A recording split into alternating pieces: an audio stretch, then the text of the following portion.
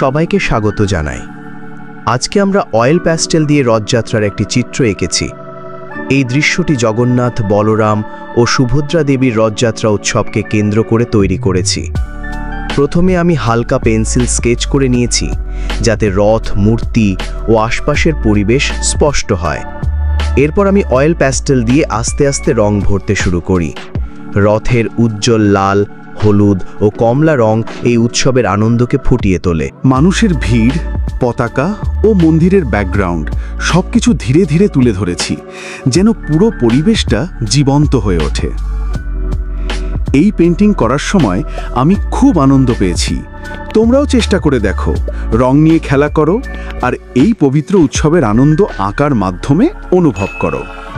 তোমাদের যদি ভালো লাগে তাহলে অবশ্যই লাইক দিও, কমেন্ট করো আর আমার চ্যানেল তাপস আর্ট ক্রিয়েশনকে সাবস্ক্রাইব করতে ভুলবে না। রথযাত্রার শুভেচ্ছা জানাই সবাইকে। জয় জগন্নাথ।